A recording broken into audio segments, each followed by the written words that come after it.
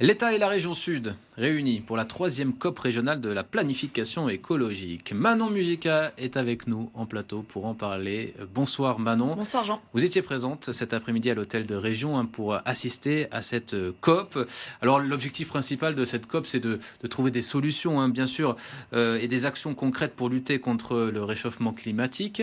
D'ailleurs, je vois 50 degrés en 2050. Vous avez pu tester en fait cet après-midi les températures que l'on pourrait ressentir en 2050, c'est ça? Oui, effectivement. Alors, c'était une expérimentation qui était proposée au public sous la forme donc d'un camion qui était stationné devant l'hôtel de région. Et quand on entre à l'intérieur, eh bien, tout de suite, on est saisi effectivement par une sensation d'étouffement. L'air est très chaud, un petit peu comme dans un sauna. Alors, tout de suite, le visage devient rouge, on transpire et ça se complique lorsqu'il s'agit de fournir un effort physique, comme par exemple monter plusieurs étages, parce que avec les vagues de chaleur, on imagine qu'en 2050, eh bien, les ascenseurs, par exemple, pourraient tomber plus fréquemment en panne. Les appareils électroniques, comme les téléphones, par exemple, eux aussi, ils surchauffent. On ne peut pas les utiliser très longtemps à l'intérieur. Et puis, au bout de 20 minutes à 50 degrés, donc, on a aussi une perte cognitive. C'est plus difficile de réfléchir. Écoutez.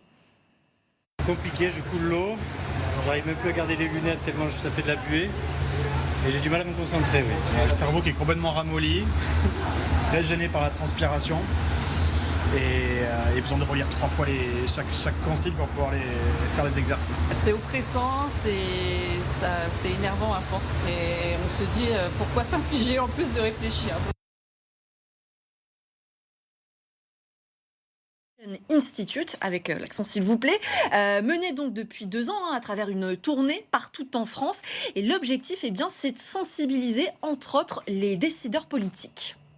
Alors nous, l'idée ici, c'est de faire vivre concrètement dans sa chair, dans ses émotions, dans ses sens, ce que pourrait être ce futur pour déclencher des décisions très concrètes dès maintenant pour faire en sorte que cette réalité, elle arrive le moins possible. Ça, c'est vraiment encore possible et aussi s'y préparer parce que c'est toute la société et tous nos comportements qui doivent être réorganisés face à cette réalité. Alors, cette expérience, elle se base sur les données, les hypothèses en tout cas du GIEC, qui projette 2,7 degrés en plus en France par rapport à l'ère pré-industrielle. Donc ça, c'est pour 2050.